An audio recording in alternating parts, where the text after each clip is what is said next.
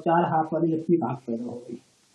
देखिए, वो बेहया है। बेहया आदमी के चाहे जो कुछ कहो उसको कुछ असर नहीं पड़ता।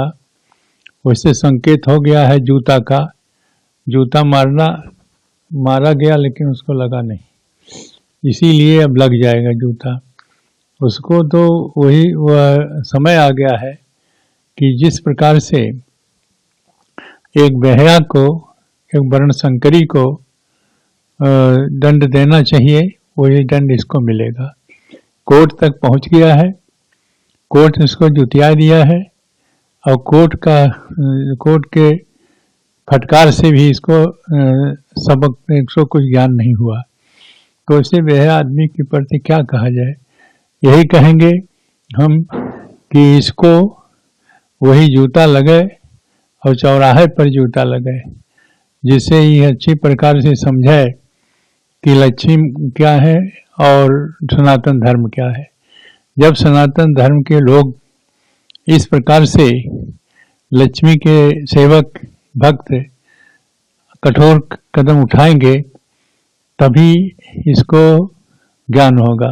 वैसे इसका विनाश से जब विनाश होना होता है, जैसे आग जब बुझने होती है तो भभकती बहुत जोर से है, तो यह आग भभक रहा है, सनातन धर्म के ऊपर बारंबार हस्तक्षेप कर रहा है। पहले रामायण पर किया, अब लक्ष्मी की कर रहा है कि लक्ष्मी माता चार भुजा वाली होती हैं। जब राक्षसी प्रवृत्ति का है, ये राक्षसी खानदानी है, ये राक्षसों के तो 20 भुजा रावण की तरह ही। कैसे कहता कि इस प्रकार से 8 भुजा 10 भुजा 20 भुजा वाले कोई नहीं होते। उससे जब कुछ ज्ञाने नहीं है तो ऐसे अज्ञानी को क्या कहे?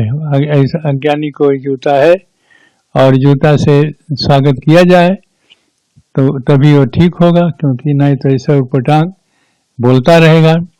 वैसे इसका जो विनाश का समय है वो आ गया है, और जो ऐसी देवी देवताओं का विनाश करने वाले जो देवी देवता हैं वो निश्चित करेंगे और इसको दंड मिलेगा।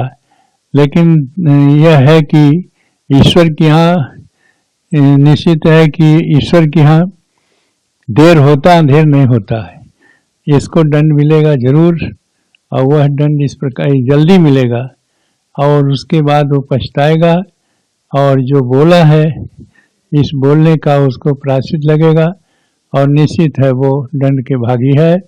और इसलिए सनातन धर्म के लोगों को चाहिए, देवी के माँ लक्ष्मी के उपासकों को इसको जिस प्रकार से हो, इसको हर जगह, हर जिला में, हर जगह जितने भी हैं सभी जगह इसके खिलाफ इस निंदा के रूप में और इसको देशद्रोही के रूप में इसको कोर्ट में इसके ऊपर दावा किया जाए और सब के सब कोर्ट में जाए और उसी कोर्ट के माध्यम से इसको दंड मिलेगा।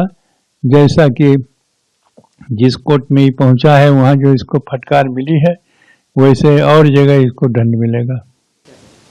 समाजवादी पार्टी के नेता स्वामी प्रसाद मौर्य ने जिस तरह से माता लक्ष्मी के प्रति जो है अपमानजनक टिप्पणी किया है, यह सनातन धर्म का अपमान है, सभी सनातनियों का अपमान है, सभी माताओं बहनों और बेटियों का अपमान है।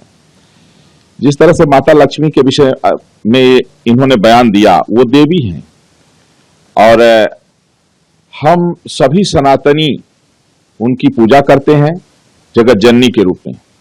स्वामी प्रसाद मौर्य अभी कुछ दिन पहले कहे थे कि हिंदू का मतलब नीच होता है। स्वामी प्रसाद मौर्य जहां लगातार सनातन धर्म के ग्रंथों को और हिंदुओं के विरोध में बयान दे रहे हैं, कई बार हमने इनको समझाने का प्रयास किया है। इसीलिए इन्हीं की हरकतों से हमने जो है तो कहा था कि जो इनको गोली मारेगा उसको मैं 25 करोड़ दूंगा। इस समय मैं भारत को संवैधानिक रूप से हिंदू राष्ट्र घोषित कराने के लिए अमर अनशन पर हूं, नहीं तो मैं स्वयं तलवार लेकर के जाता और इस दुष्ट का गर्दन काट के ही लौटता मैं। और सनातन धर्म के विरोध में इस तरह की अपमानजनक टिप्पणी बर्दाश्त नहीं की जाएगी, चाहे कोई भी हो। और ये उसी तरह से है कि जिस तरह से राक्षस हुआ करते थे पहले, ये राक्षस हैं इस युग के, और राक्षसों का वध प्रभु श्री राम ने भी किया है, भगवान श्री कृष्ण ने भी किया है। और अब जरूरत है कि सनातनी भी जो इस तरह के राक्षस हैं उनका वध करें। हम पहले प्रयास करेंगे कि स्वतः संज्ञान लेकर के इनके ऊपर एनएसए के तहत कार्रवाई हो, और अगर ऐसा नहीं होता है तो हमारी मजबूरी होगी। लक्ष्मी का अपमान मतलब समस्त भारत की नारियों का अपमान है। अब इस तरह का जो बयान दे रहा है, बहुत सारी ऐसी भी बेटियां पैदा होती हैं जो विकलांग होती हैं, उनका भी अपमान है। कुछ ऐसी भी बेटियां होती हैं कि उनको एक ही हाथ होता है, कि कुछ ऐसी भी बेटियां होती हैं विकलांग होने के कारण उनको हाथ ही नहीं होता है, वह भी देश की बेटी है। लेकिन माता लक्ष्मी के प्रति इसने बयान देकर के सभी नारियों का अपमान किया है, और निश्चित रूप से यह अक्षम्य है। और इसका जो है जरूर जिन्होंने पलटवार किया जाएगा और पलटवार तगड़ा होगा। मैं आशा करता हूं कि स्वतः संज्ञान लेकर के इस पर कार्रवाई की जाए।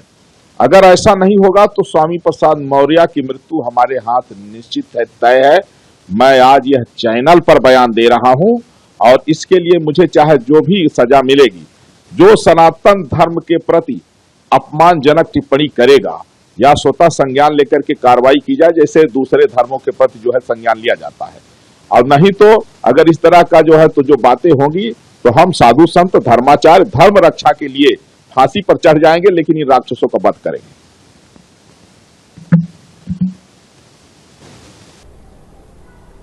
सर, स्वामी प्रसाद मौर्य ने सनातन धर्म को लेकर एक बयान दिया है जिसमें कहा है कि 4 हाथ वाली कौन दुर्गा इस देश में पैदा हुई है। स्वामी प्रसाद मौर्य के मुंह में बवासीर हो गई है। स्वामी प्रसाद मौर्य जी को इलाज की बहुत जरूरत है। मैं योगी आदित्यनाथ जी से कहूंगा कि उनके बोलने पे पाबंदी लगाएं।